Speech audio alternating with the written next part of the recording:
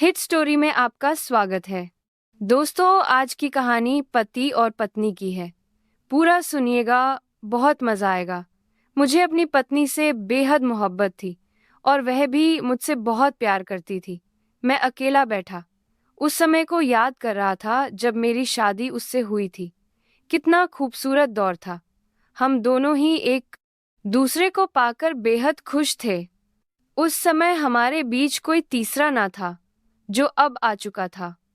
अभी कुछ देर पहले ही मेरी पत्नी ड्रेसिंग टेबल के सामने बैठी मेकअप कर रही थी। मैं बेड पर तकिया बेड के किनारे से लगाए उसे बड़े गौर से तैयार होते हुए देख रहा था। रोजाना वह रात के 10 बजे तैयार होकर अपनी सहेली के घर जाती थी।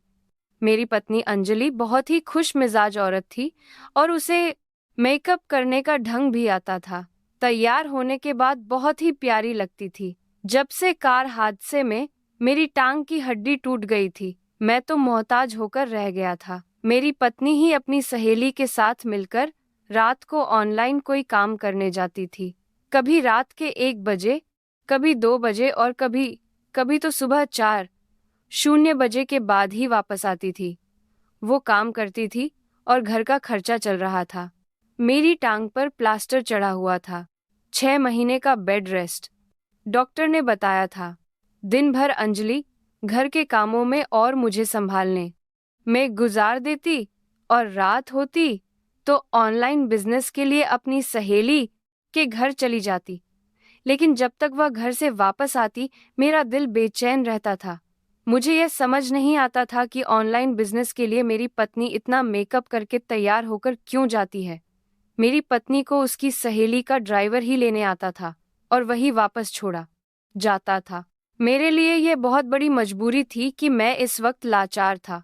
मैं ये सोच रहा था कि जैसे ही चलने फिरने के लायक हो जाऊंगा तो अंजलि को कोई भी काम नहीं करने दूंगा। वो बेचारी मेरी खातिर क्या कुछ नहीं कर रही थी।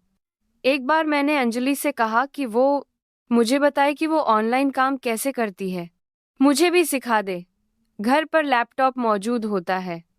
मैं भी उसके साथ वह काम कर लिया करूंगा ताकि घर बैठे बैठे आमदनी का कुछ जरिया बन सके। लेकिन वो कहती, आप क्यों परेशान होते हैं? मैं कर तो रही हूँ। घर का किराया भी समय पर जा रहा है। खाने पीने की भी कोई कमी नहीं है। आप भी डॉक्टर के पास रेगुलर चेकअप के लिए जा रहे हैं। फिर क्यों परेशान होते हैं? मैंने कहा, मैं फ्री बैठे बैठे बोर हो जाता हूँ। मुझे पता है अगर तुम मुझे थोड़ा सा भी आइडिया दोगी तो मैं जल्दी ही वह काम सीख जाऊंगा। ऑफिस का भी तो सारा काम मैं ही संभालता हूँ। मेरी बात पर वो मेरे कंधे पर सर रखकर अपना हाथ मेरे गले में डाल लेती और कहती, आर्यन, हर काम मर्दों के करने वाले नहीं होते। कुछ काम ऐसे भी होते हैं जो सिर्फ औरतें ही कर सकती हैं। यह कहकर वह अजीब से अंदाज में मुस्कुराई थी। इससे पहले कि मैं वजह पूछता, वह मुझसे प्यार मोहब्बत की बातें करने लगती और मेरा ध्यान बंटाने लगती। लेकिन मुझे ये नहीं बताती थी कि वह काम क्या करती है। सुबह जब वह वापस आती तो चेहरे पर बहुत ज्यादा थकान के आसार नजर आते थे।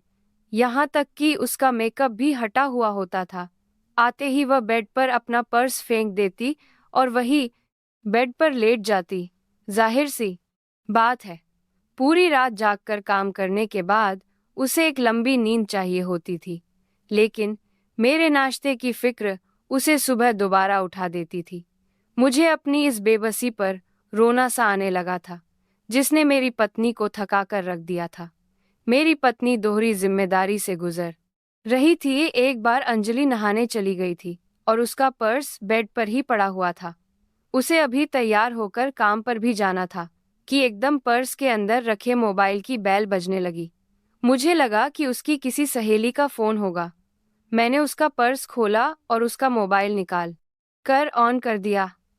आगे से मुझे एक मर्दाना आवाज आई। उसने अब ही हेलो ही कहा था कि फौरन से अंजलि वॉशरूम से बाहर आई थी। अभी भी उसने सर पर तौलिया बांधा हुआ था।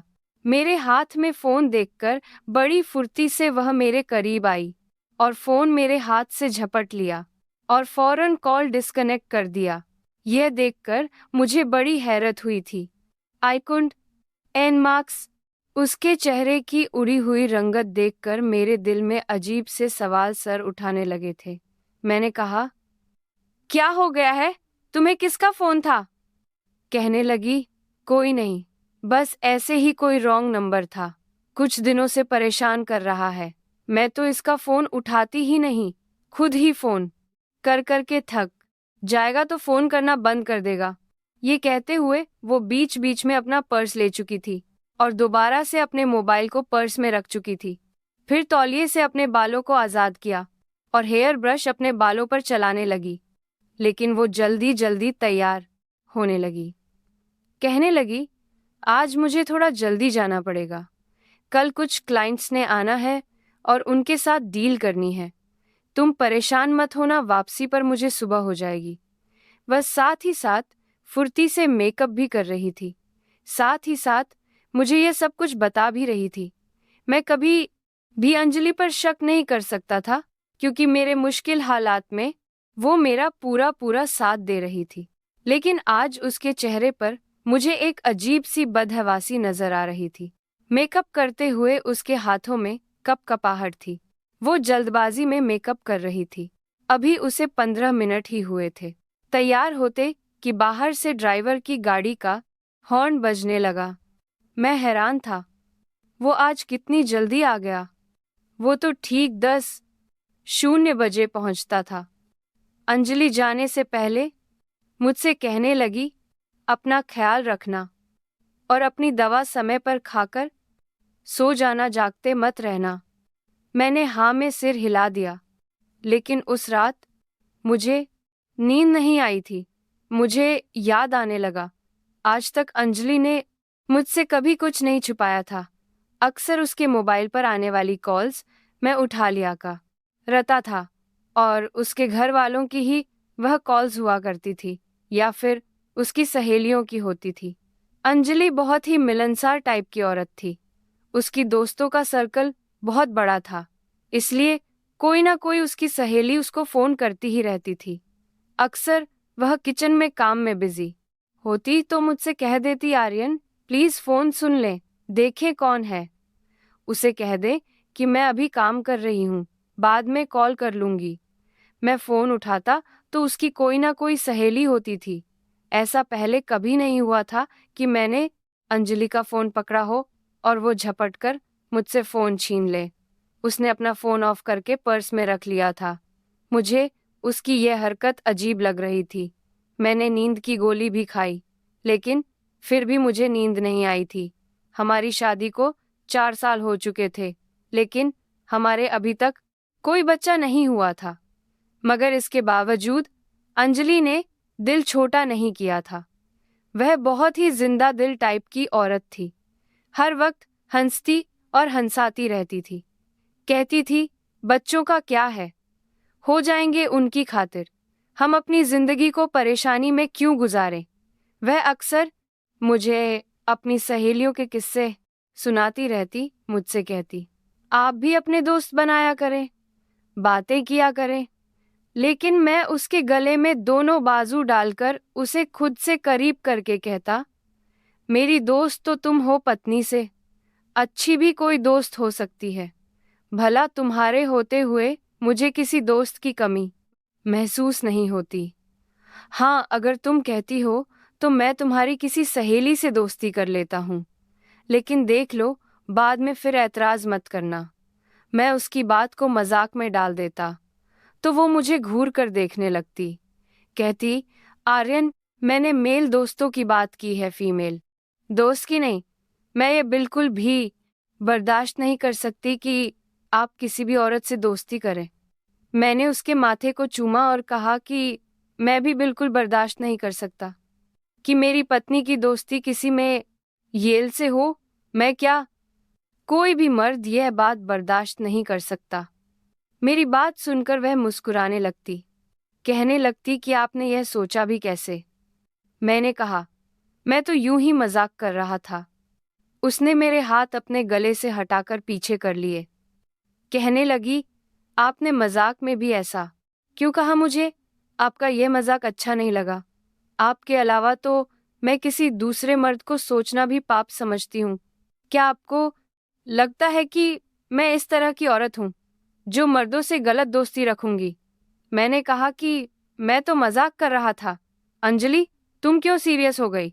आज तक अंजलि सिर्फ मेरे लिए तैयार होती आई थी, लेकिन अब जब से मेरी टांग की हड्डी टूटी थी, उसने मुझे बहुत सहारा दिया, वरना मैं तो बहुत ही परेशान हो गया था। अंजलि कहने लगी, आप क्यों दिल छोटा करते हैं? जल्दी ही ठीक हो जाएंगे। मैंने कहा, घर का इंतजाम कैसे चलेगा अंजलि? मुझे तो नौकरी से निकाल दिया जाएगा। तो वह कहने लगी, परेशान मत हो, मैं अपनी किसी सहेली से बात करूंगी। कुछ ही दिन गुजरे थे जब मुझे अंजलि ने बताया कि उसकी एक सहेली है जो घर पर औरतों के साथ मिलकर ऑनलाइन बिजनेस करती है। वहाँ बहुत सारे लैपटॉप हैं और वहाँ पर कोई प्रोडक्ट्स बेचे जाते हैं और जिनसे उन्हें अच्छा खासा मुनाफा मिलता है। कहने लगी, आर्यन, अगर तुम अनुमति दो तो मैं ये काम कर लेती हूँ, क्योंकि कुछ महीने तो तुम्हें डॉक्टर ने बेड रेस्ट का मशवरा दिया है। जैसे ही तुम ठीक हो जाओगे मैं जॉब छोड़ दूंगी। मैं इस वक्त मजबूर था, इसलिए मैंने हामी भर ली। मुझे लगा ऑनलाइन बिजनेस है, उसके लिए तैयार होने की कोई ज़रूरत नहीं होगी। लेकिन मुझे हैरत उस वक्त हुई जब अंजलि ने एक बहुत ही अच्छा सा ड्रेस निकाल कर रखा और साथ ही साथ मेकअप भी करने लगी। मैंने कहा, अंजलि, ये क्या कर रही हो? तुम्हें तो लैपटॉप पर काम करना है, फिर इतना तैयार होने की क्या ज़रूरत है? वो कहने लगी, बस कभी कभी क्लाइंट से वीडियो कॉल पर बात करनी पड़ जाती है, इसलिए ये सब करना पड़ता है। उसकी बात सुनकर मैं खामोश हो गया। पिछले 1 महीने से वो ये काम कर रही थी और घर में किसी भी चीज की तंगी नहीं थी, बल्कि महीना खत्म होने के बाद भी मेरी पत्नी का पर्स पैसों से भरा होता था। मुझे समझ नहीं आती थी, ऐसा कौन सा काम है कि मेरी पत्नी का पर्स हर वक्त पैसों से भरा रहता है। एक बार मैंने अंजलि से पूछा, अंजलि, तुम्हें तनख्वाह कितनी मिलती है? तो वह कहने लगी, यह तो क्लाइंट के ऊपर डिपेंड करता है, कभी कभी ज्यादा भी हो जाते हैं और कभी कभी कम भी। मैंने कई बार उसे कहा था कि वो मुझे बताए ये काम कैसे किया जाता है, मैं भी कर लेता हूँ। एक बार गाड़ी में ही तो बैठकर जाना होगा और मैं बैसाखी के सहारे थोड़ा बहुत चल फिर लेता हूँ। मैं भी तुम्हारे साथ चला जाता हूँ, तुम्हारा हाथ बंटा दिया करूँगा। लेकिन मेरी बात सुनकर वो कुछ परेशान हो गई। कहने लगी, वहाँ सिर्फ औरतें होती हैं, कोई मर्द नहीं होता। यह सुनकर मैं भी कुछ रिलैक्स हो गया था, लेकिन आज अपनी पत्नी की बदहवासी देखकर मेरे दिल में अजीब तरह के वसवसे सर उठाने लगे थे।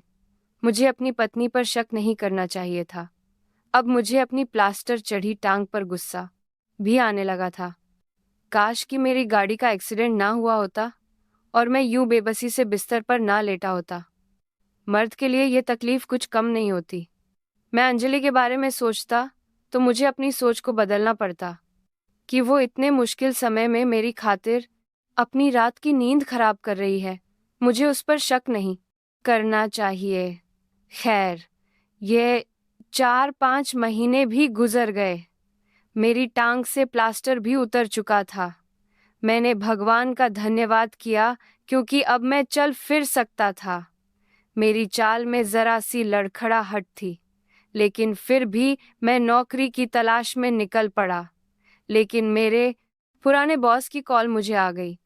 उन्होंने मुझे दोबारा नौकरी पर रख लिया। मैं बहुत खुशी घर लौटा था। लेकिन जब मैंने ये बात अंजलि से कही कि मुझे दोबारा नौकरी मिल गई है और अब तुम्हें कहीं भी जाने की जरूरत नहीं, तो बजाय खुश होने के उसका चेहरा बुझ गया था। मैंने कहा, क्या तुम्हें यह सुनकर खुशी नहीं हुई मेरी बात पर? वो जबरदस्ती मुस्कुराई थी। कहने लगी, हाँ, मैं खुश हूँ। खाना खाने के बाद काफी देर तक हम बातें करते रहे, लेकिन जैसे ही रात के 9:00 अंजलि तैयार होने लगी, मैंने कहा, कहाँ जा रही हो? तो वह कहने लगी, आपको नहीं पता, मैं अपनी सहेली के घर जा रही हूँ।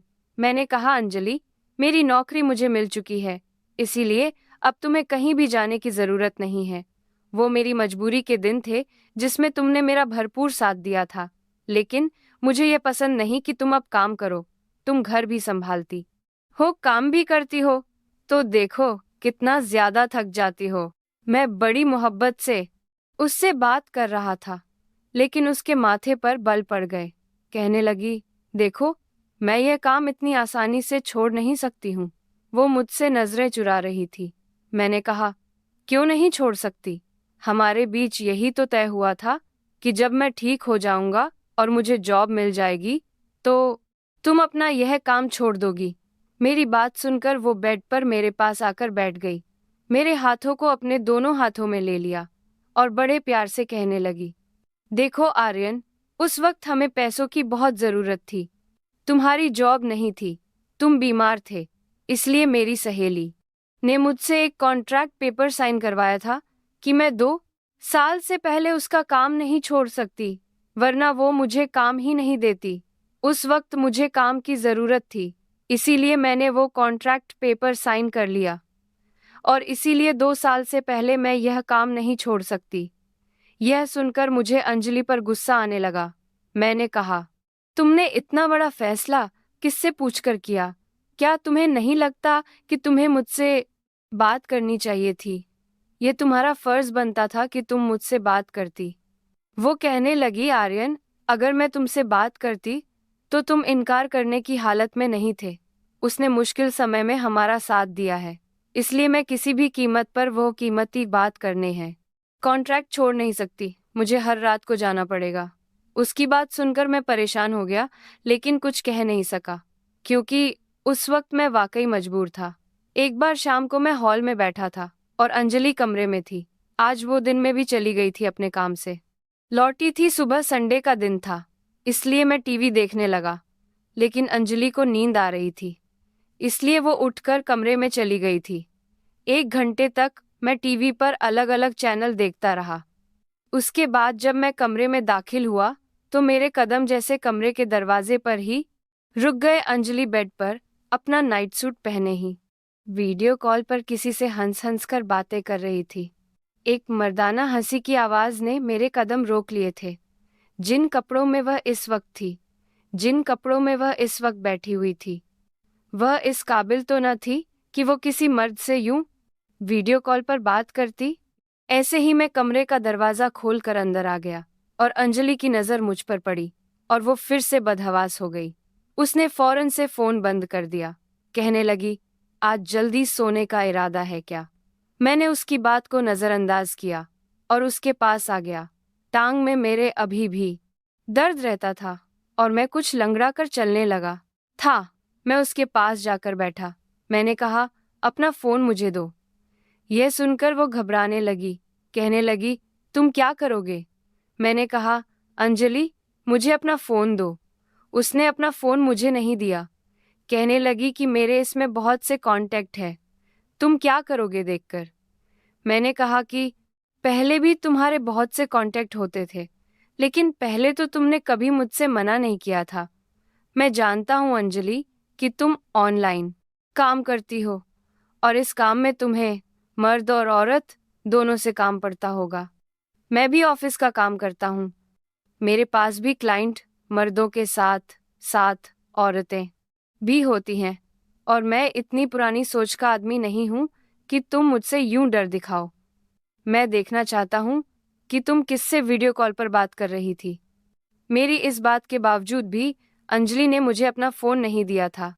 कहने लगी, मुझे नींद आ रही है और तुम भी सो जाओ। उसने फ़ोन ऑफ किया और साइड टेबल की दराज में रख दिया, अपनी तरफ का लैंप बंद किया और सोने के लिए लेट गई। कुछ ही देर में वह गहरी नींद सो चुकी थी, लेकिन मुझे नींद नहीं आ रही थी। मेरे कानों में तो वो मर्दाना हंसी गूंज रही थी। उसके सोने के बाद मैं बेड से उठा, उसकी साइड टेबल की तरफ से मोबाइल निकाला और मोबाइल ऑन करने लगा। कुछ ही देर में मोबाइल ऑन हो चुका था, लेकिन मोबाइल पर लॉक लगा हुआ था। बिना पासवर्ड के मोबाइल खोल नहीं सकता था, और ऐसा पहली बार हुआ था। हम दो ही तो लोग थे घर में, इसीलिए ना तो मैंने कभी अपने फ़ोन को लॉक लगाया था और ना ही अंजलि ने। फिर अब क्यों उसके मोबाइल पर लॉक लगा था और जिसका पासवर्ड भी मुझे पता नहीं था। मैंने अलग अलग पासवर्ड ट्राई किए लेकिन कोई भी पासवर्ड मैच नहीं हुआ था और फिर फ़ोन नहीं खुला। अब मेरा शक अंजलि पर बढ़ने लगा था। मैंने मायूस होकर फ़ोन वापस दराज में रख दिया।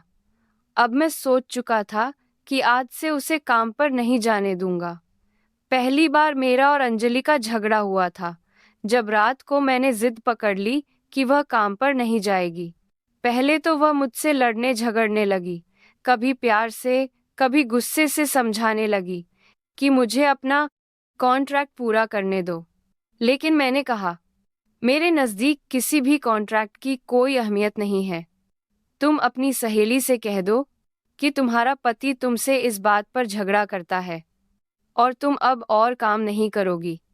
मैं किसी भी बात पर राजी नहीं हुआ तो वो मेरे सामने हाथ जोड़कर विनती करने लगी कि मुझे 2 साल तक यह काम करने दो, लेकिन मैंने इनकार कर दिया। फिर वो मुझसे गुस्से में आकर चीखने चिल्लाने लगी और लड़ने लगी, लेकिन मैंने उसे साफ कह दिया कि मैं किसी कीमत पर भी तुम्हें जाने नहीं दूंगा। वह मुझसे नाराज होकर दूसरे कमरे में चली गई। कमरे का दरवाज़ा भी उसने लॉक कर लिया। रात देर तक मुझे उसके रोने की आवाज़ें आती रहीं और मेरे लिए यह बात काफ़ी हैरान कर देने वाली थी कि ऐसा भी क्या काम था कि वह मेरी बात नहीं मान रही थी। आज तक उसने मेरी किसी बात से इनकार नहीं किया था। हमारे बीच बहुत प्यार मोहब्बत था। हम एक दूसरे को समझते थे, लेकिन अब तो मुझे शक होने लगा था। मैं जानना चाहता था आखिर मेरी पत्नी कौन सा ऑनलाइन काम करने के लिए अपनी सहेली के घर जाती है। अगले दिन मैंने उसे कह दिया, ठीक है, मुझे तुम्हारी बात पर इनकार नहीं। तुम जाओ और 2 साल तक अपना काम पूरा करो। रोकर उसने अपनी आंखें सुझा ली थी। कुछ खाया पिया भी नहीं था। मेरी बात सुनकर तो जैसे उसका चेहरा चमक गया था। वो फौरन से मुझसे लिपट गई। कहने लगी, मुझे पता था कि तुम मुझसे बहुत मोहब्बत करते हो। तुम मेरी बात जरूर मान जाओगे। मेरी बात से इनकार नहीं करोगे। बस 2 साल की बात है आर्यन, फिर मैं यह काम छोड़ दूंगी। मैंने कहा, ठीक है, चलो जाओ और नाश्ता बना लो। तुमने भी कुछ नहीं खाया है और मैं भी रात का भूखा हूँ। यह सुनकर अंजलि फौरन से किचन में चली गई और अपने और मेरे लिए नाश्ता बनाया और वैसे ही हंस हंस कर बातें करने लगी जैसे पहले करती थी रात को। वह तैयार होकर चली गई तो मैंने फ़ोन पर किसी से कहा कि गाड़ी का पीछा करो। यह कहकर मैंने अपना फ़ोन बंद कर दिया। मैंने एक रिक्शे वाले से कह रखा था कि जैसे ही मेरी पत्नी गाड़ी में बैठकर कहीं जाए तो तुम उसका पीछा करना, और उसी रिक्शे वाले ने मुझे 25 मिनट के बाद फ़ोन किया था। कहने लगा कि मैंने देख लिया है कि वह कहाँ जाती हैं। मैंने कहा, ठीक है। अगले दिन जब अंजलि फिर से तैयार होकर अपनी सहेली के घर गई तो मैं भी बाहर आ गया। रिक्शा वाला वो रास्ता जानता था, इसलिए मैं रिक्शे में बैठ गया। लगभग 25 मिनट के बाद वो एक घर के सामने खड़ा हुआ था। कहने लगा, आपकी पत्नी इसी घर में गई थी। मैंने कहा, ठीक है, तुम यहीं कहीं अपना रिक्शा खड़ा कर लो। मैं अभी कुछ ही देर में वापस लौट कर आऊँगा। जहाँ पर मैं आया था यहाँ आबादी ज़्यादा नहीं थी। रात के 10:00 ही काफ़ी सन्नाटा सा था। मैंने दाएं बाएं देखा तो कोई भी दिखाई नहीं दिया था, इसलिए मैं एक दरवाजे को खोलकर अंदर दाखिल हो गया। अंदर काफ़ी खामोशी थी। घर के अंदरूनी राहदारी की तरफ मैं बढ़ गया। वहां पर घर के अंदर मौजूद कमरे की खिड़कियां खुली हुई थी। काफ़ी कमरों की लाइट जल भी रही थी।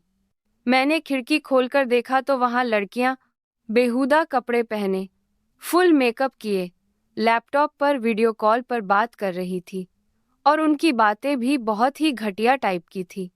वहां मौजूद लड़कियां और लड़के और औरतें सभी की सब बहुत ही खूबसूरत थे।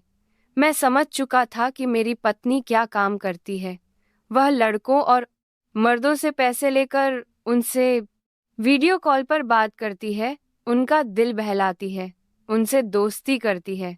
मुझे अपनी पत्नी अंजलि पर गुस्सा आने लगा। शायद उसे पाप की लत लग गई थी। उसे यह सब करने में मजा आने लगा था, क्योंकि गंदा काम हमेशा इंसान को अपनी तरफ खींचता है। मैंने दूसरी खिड़की खोली तो वहां अंजलि बेड पर लेटी हुई थी और सामने ही लैपटॉप पर एक हैंडसम सा नौजवान उससे मोहब्बत भरी बातें कर रहा था, और वो भी हंस हंस कर सो रही थी और साथ ही साथ उस लड़के से पैसों की डिमांड भी कर रही थी।